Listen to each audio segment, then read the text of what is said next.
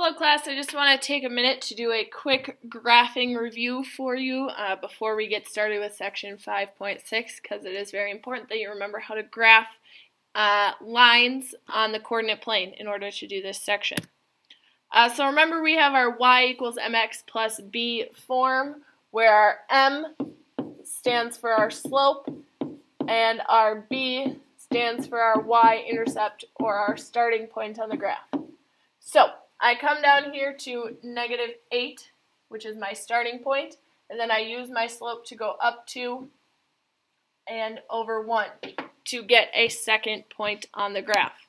Then I'm going to go ahead and connect my line, connect my point with a straight line all the way through the entirety of the graph. It is crucial that you are going through the entire graph when we get into section 5.6. So please, when you are doing this practice, make sure that you are graphing all the way through the entire graph. Again, another case, y just so happens to be on the right side of the equation now. In front of this x, I can stick in a number 1 to get my slope. So I'm starting at 7, going up 1 and over 1. Again, I'm going to go ahead and graph now using a straight edge all the way through the entirety of the graph with arrows on the end. Sometimes your y is not by itself, so we're going to have to rearrange this equation so that it is. First thing I'm going to do is take away 6x. So I have negative y is equal to negative 6x minus 2. We don't want a negative y when we graph. We want a positive y. So we're going to divide by that negative 1. That's in front of the y. And I end up with y is equal to 6x plus 2. Coming over to my graph, I start at 2. And I'm going to go up 6 and over 1, and then going ahead and connecting with my straight line through my points.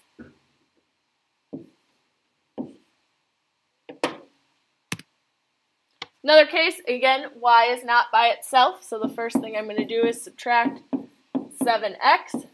So I've got 4y is equal to negative 7x plus 32.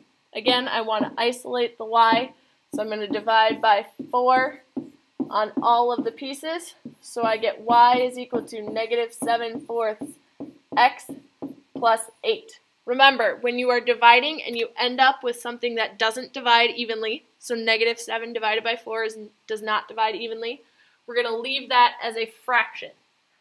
So I start up 8, I'm going to go down 7, and over 4 for my second point. Going ahead and putting in my line to connect my points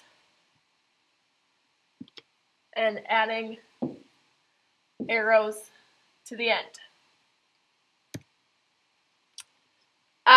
This one, if you'll notice, we don't have a y. So since we don't have a y, we're going to try and get x by itself. So we're going to add 8 to both sides, and I get 5x is equal to 25. Dividing both sides by 5, I end up with an answer of x is equal to 5. So we're going to come over on the x-axis and put in our point at 5. If you remember, if we have just an x, that's going to end up being a vertical line going through that point that we got. So we get our x is equal to 5. All of those points on that line have an x value equal to 5. On the flip side, if we have it just y, we are going to, in this case, take away 12 from both sides. And I get 3y is equal to negative 18. Dividing both sides by 3, I end up with y is equal to negative 6. So I'm going to come down to -6. And then because it's just y, we have our horizontal line going all the way across. If you need extra help with the graphing, please let me know when you get to class.